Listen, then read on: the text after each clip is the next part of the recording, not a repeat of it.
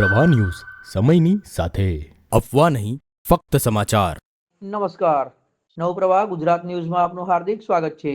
ગુજરાત રાજ્ય માર્ગ વાહન વ્યવહાર નિગમ જીએસઆરટીસીના બસ ડેપોમાં મુસાફરોને સુવિધાને બદલે મુશ્કેલીઓનો સામનો કરવો પડી રહ્યો છે। શૌચાલયોમાં નિયમ મુજબ લઘુશંકા માટે કોઈ ચાર્જ વસૂલવો ગેરકાયદેસર હોવા છતાં મુસાફરો પાસેથી ખુલ્લેઆમ ઉઘરાણી કરવામાં આવી રહી છે। મળતી માહિતી મુજબ શૌચાલયના પ્રવેશદ્વારે બેઠેલા વ્યક્તિઓ દ્વારા જબરદસ્તી પૈસા લેવામાં આવે છે અને વિરોધ કરનાર સાથે ગેરવર્તણૂક પણ કરવામાં આવે છે।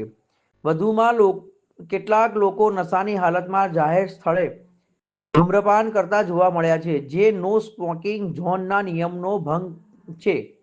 આ સમગ્ર મામલે તંત્રની નિષ્ક્રિયતા સામે સવાલો ઉઠી રહ્યા છે। સ્થાનિક નાગરિકો અને સામાજિક કાર્યકરોએ કડક કાર્યવાહી કરવાની માંગ કરી છે અને જરૂરી હોય તો કાયદાકીય પગલાં લેવા ચેતવણી આપી। ઇમ્તિયાઝ પટેલ, ભરૂચ જિલ્લા યુવા કોંગ્રેસ ઉપપ્રમુખ।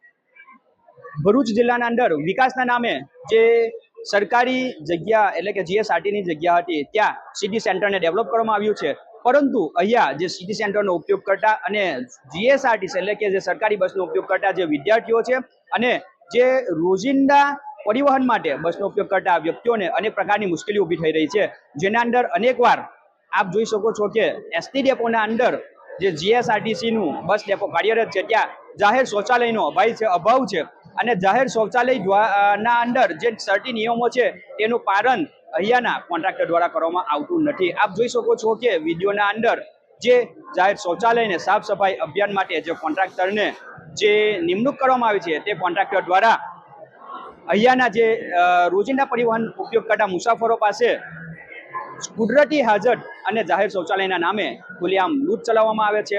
અહીંયા કોઈ પણ પ્રકારનું બોર્ડ લગાવવામાં આવ્યું નથી। કોન્ટ્રાક્ટર દ્વારા કયા કોન્ટ્રાક્ટર દ્વારા આ કામગીરી ચલાવવામાં આવે છે તેનું પણ અત્યાર સુધી બોર્ડ લગાવવામાં નથી આવ્યું। કુદરતી હાજત એટલે કે જાહેર શૌચ માટે જે મહિલાઓ આવે છે તેમની સેફટી અને સુરક્ષાનું શું એ સવાલ અહીંયા ઉપસ્થિત થાય છે।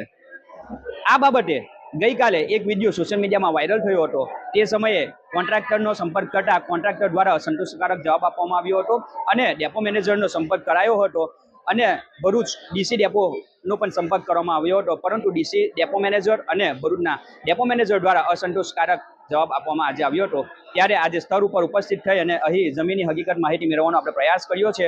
આવનાર દિવસોના અંદર આ કોન્ટ્રાક્ટરને અહીંયાથી જરૂરી કાયદાકીય કાર્યવાહી કરીને એના ઉપર લગામ લગાવવામાં નહીં આવે તો આવનાર 3 દિવસ બાદ અહીંયા સ્તર ઉપર ઉતરીને જે વિદ્યાર્થીઓને હાલાકી પડી રહી છે અને જે રોજિંદા અપડાઉન કરતા જે મુસાફરો છે તેમના સાથે ભેગા મળીને જરૂરી જણાશે તો આપણે ઉગ્ર વિરોધ કરી અને આ કોન્ટ્રાક્ટર સામે કાયદાકીય કાર્યવાહી કરવા માટે તેમને દબાણ કરીશું। જય હિન્દ, જય ભારત।